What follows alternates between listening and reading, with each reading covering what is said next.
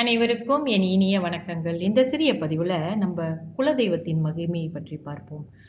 நம்மளுடைய குலதெய்வம் என்பது நம்ம கூப்பிட்ட குரலுக்கு உடனே நம்மளுக்கு ஆபத்து அவசரங்களில் நம்ம குலதெய்வத்தோடைய சக்தி, அவங்களுடைய ஆறுதல், அவங்களுடைய ஆசீர்வாதம், அவங்க தான் வந்து நம்மளை உடனடியாக காப்பாற்றக்கூடிய தெய்வம்.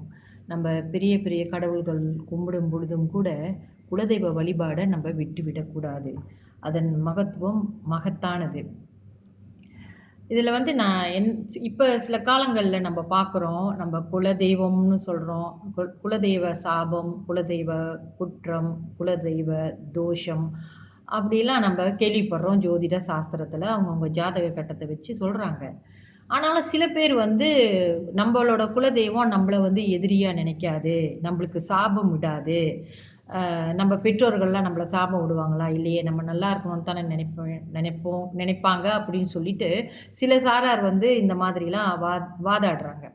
ஆனால் அது அப்படி இல்லைங்க. இப்போ நம்ம சில தவறுகள் செய்தால் கூட, இப்போ நம்ம அம்மா அப்பாவுக்கு ஒரு 5 பிள்ளைங்க இருக்காங்க, இல்லை 4 பிள்ளைங்க இருக்காங்கன்னு வச்சுக்கோங்களேன். அதில் ஒரு பிள்ளை சொல்லு பேச்சு கேட்காம வழி தவறி பாதை மாறி வேறு இடத்துக்கு போயிட்டா கூட, வேறு மாதிரி நடந்துக்கிட்டா கூட, அந்த அம்மா அப்பா என்ன செய்வாங்க, குடும்பத்தை விட்டு ஒதுக்கி வச்சுருப்பாங்க. நீங்கள் கவனிச்சிருப்பீங்க இதெல்லாம். அப்போ வெளியே எங்கேயாச்சும் சந்தித்தா கூட அவங்க வந்து பார்த்தும் பார்க்காத மாதிரி போகிறது, மன வருத்தம் கொள்வது, இந்த மாதிரியெல்லாம் வரும். குறைப்பட்டுக்குவாங்க. தன்னுடைய பிள்ளை வந்து பெரியவங்க பேச்சை கேட்காம வழி தவறி போயிருச்சு அப்படின்ற ஒரு வருத்தம் அவங்கக்குள்ளே இருந்துக்கிட்டே இருக்கும். எப்படி நம்மளுடைய தாய் தந்தையர், நம்மளுடைய தாத்தா பாட்டி எல்லாம் நம்ம தவறுகள் செய்தால் நம்ம மேலே வருத்தம் கொள்கிறாங்களோ, அதே போல் குலதெய்வத்துக்கும் அந்த மாதிரி வருத்தம் நம்ம மேலே இருக்கும்.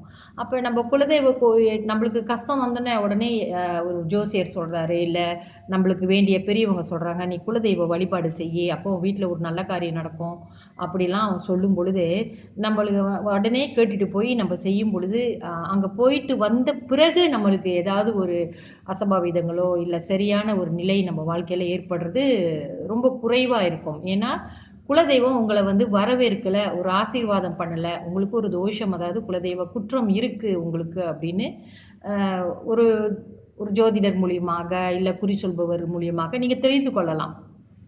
ஏன் அப்படின்னு சொன்னால், நம்ம ஏதாவது பெரிய தவறு பண்ணியிருப்போம், அவங்களுக்கு பிடிக்காத சில காரியங்களே நம்ம செஞ்சுருப்போம். அதனால தான் இந்த தொடர்ச்சி நாளைக்கும் வரும். நாளைக்கு பதிவில் மீண்டும் இந்த குலதெய்வ தோஷத்தை பற்றி நம்ம பேசுவோம். நன்றி, வணக்கம்.